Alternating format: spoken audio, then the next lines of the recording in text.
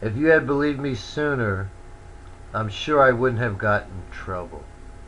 But God knew that you wouldn't. That is why He saved the good stuff till last. It's enough to even make my mother believe and tell me to do whatever God tells me to do. I am revealing my glory, and you need to put your faith in me. It doesn't matter whether I'm at a feast or in the desert. Everyone is always saying the same thing. There's no wine, no bread, no water, and they detest the miserable food. It's time for me to get involved. I have come to change everything, from the worst to the best.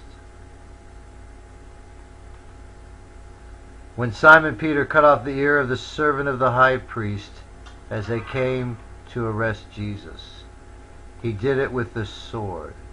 And now I will do it myself, but I will cut off both your ears, using the word of God as my sword to prove I am He. There is a prophecy in the entry into Jerusalem on a donkey. This mantle and this branch are on it. We are not on the ground. Jesus used it the first time, and I'm using it again.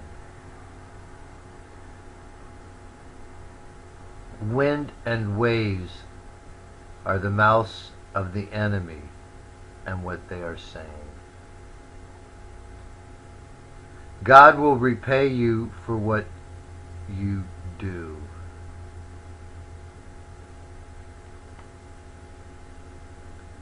The wind is their voice, and the wave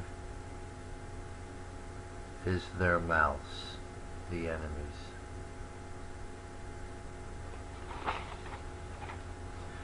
Jesus was betrayed with a kiss, but God has anointed me with one. Man has to use swords, clubs, guns, and all kinds of weapons. I only need the Word of God to cut everything down. You need to put your weapons away, because it is written that all who live by the sword will die by the sword. We need no more of this. Don't desert me now, because if you do, you'll leave naked, and I'll give your garment to another. I am leading a rebellion, but so are you. But yours is against God, and mine is for God. I am a thief to you, since I'm stealing man's kingdom from you. But this thief you will not be able to capture and throw in jail, because I'm only stealing back what belongs to God. If you are a Christian, that makes you a disciple, but don't be a bad one by betraying me. I am going to stop and heal all the pain caused by war and its weapons.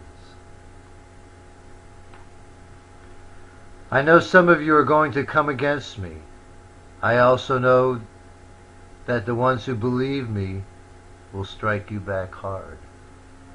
So if you want me, you better take a look at what you're doing, or you might not keep your body parts intact. I would even think twice about arresting me. Instead of arresting me, you should guard my safety so no one else tries to do anything. For your own safety, I wouldn't let the Father give me that cup of death again if I were you.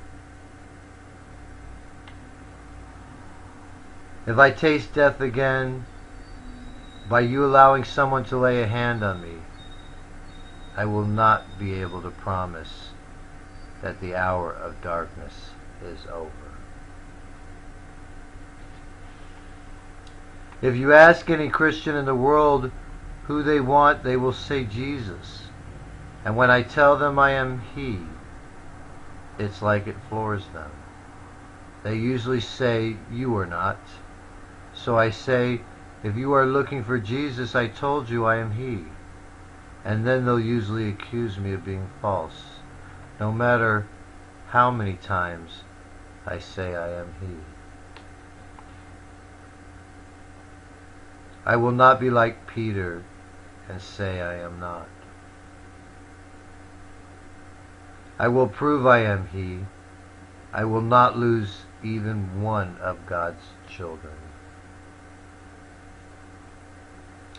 I really don't want anyone to get hurt over this.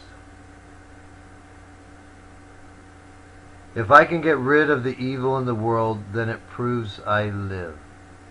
And I get rid of it by everyone seeing it for what it is. And if you see evil for what it is, you probably won't get hurt by it. This river of the water of life goes in every direction for all people of the world. When Jesus approached Jerusalem and came from Bethphage and Bethany, I took it as a sign, B&B, from jail, which means bail and bond. But since he rode a colt, that means he wasn't walking that day, and neither was I. I know no one has gotten this prophecy before of B&B, and that is why it's a colt no one has ridden. I am the Lord, and I am going to use this prophecy and all other ones. This prophecy was untied to show you I have the gift.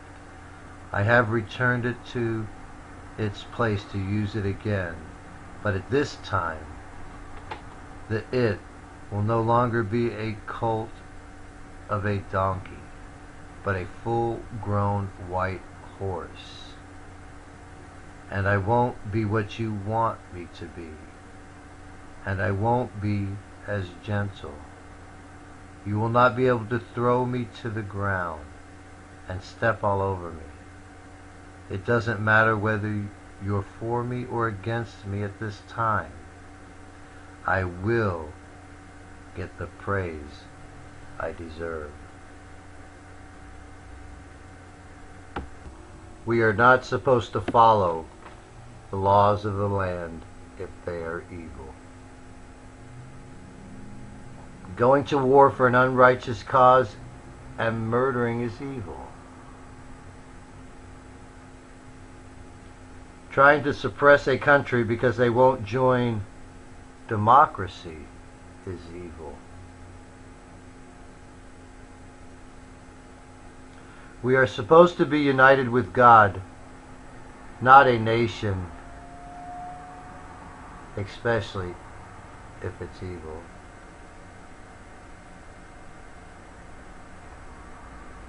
We live in a society that glorifies going to war, killing people, and shedding blood. The more we have killed and slaughtered a country, the better we feel. What an evil world we live in.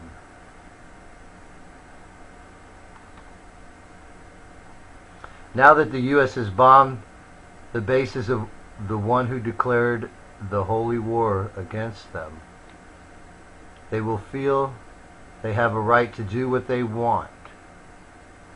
Peace is now hidden from your eyes.